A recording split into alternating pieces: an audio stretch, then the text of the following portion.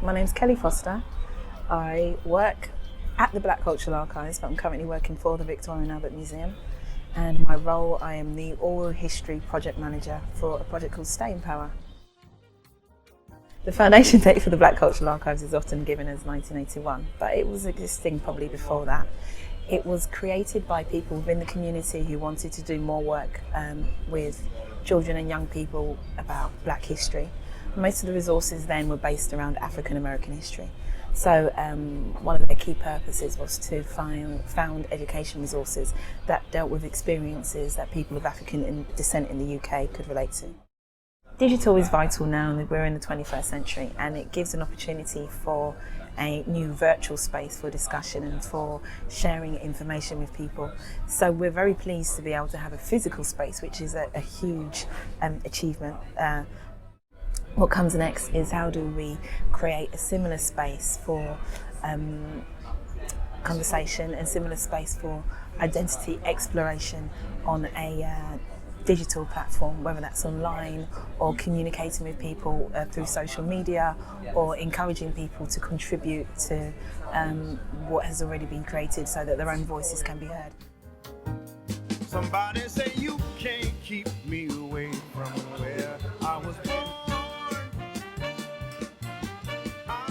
My name is Dr. Gus Casey Hayford. I'm a cultural historian. I write about Africa and I make television and radio programs as well. I think technology is really important, I think particularly for those marginal stories that we just wouldn't have had a couple of generations ago. I mean, the opportunity for now us to record interviews with very high quality, with friends, with relations, it's something that means that in the future we'll be able to look back on all of this period and see it with a degree with a spectrum of complexity that just wasn't there. And that is about not just hundreds of thousands, but millions of people recording their daily lives, but also recording interviews with their loved ones. And we're getting an insight into a segment of the population that never had a voice. In the times of just written documentation, those people may well have had names occasionally written on bits of paper. But in terms of how they felt, you know, what their aspirations were, that those things just weren't recorded. And I think it will afford an opportunity to write a different kind of history with a sort of an emotional investment that wasn't possible before. That is really exciting. My name's Tony Warner and I run Black History Walking Tours in London, as well as films and talks on the Black History London every single month all year long. I mean, if I think about how my walks have developed from when I started them, it would not have been possible without digital technology, without the website. I mean, that's how people hear about it.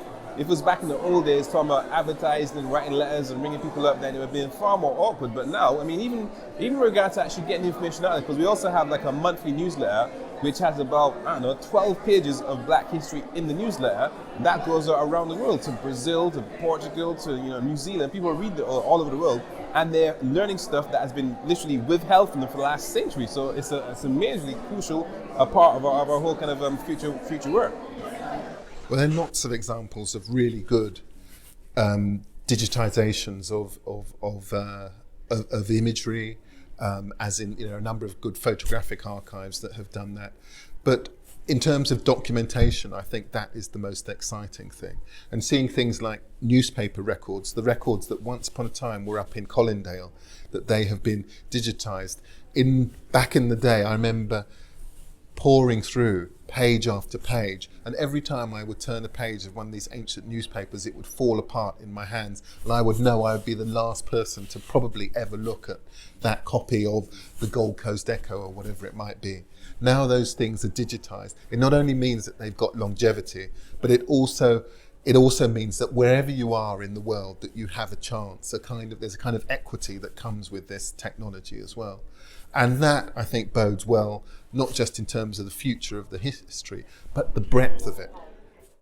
In the future, we hope to have some sort of augmented reality whereby we're going to program information about certain geographical points in London with the African history of that particular area. So for example, I might mention that in this area, a black guy called William Davidson had planned to take over the country back in 1820, right, from a black perspective. So there's a lot of points in London that actually have a whole bunch of African history.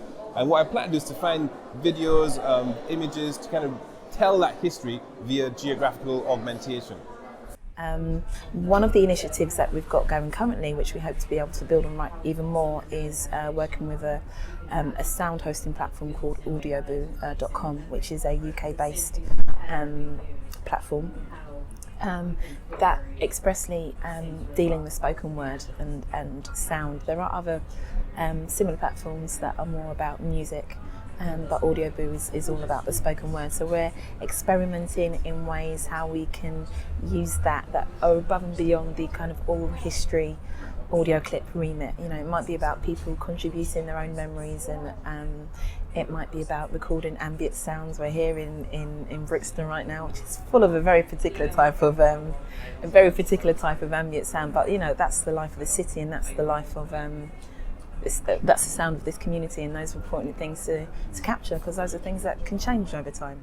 Well, if you think about African history, it's traditionally oral. It's people gathering around, perhaps a kind of a cooking pot or something, exchanging stories. And these stories that in their kind of basic skeleton, they may have remained quite similar, but they actually had around them a kind of a fluidity.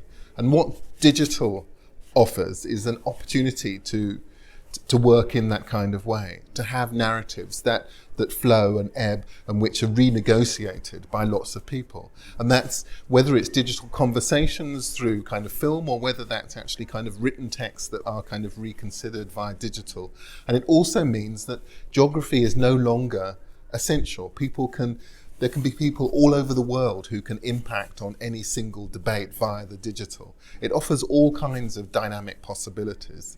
And it's obviously the future, but it affords us a way of thinking and interacting with historical narratives that weren't possible a generation ago. There goes that A train. Hey, there goes that A train. Hey.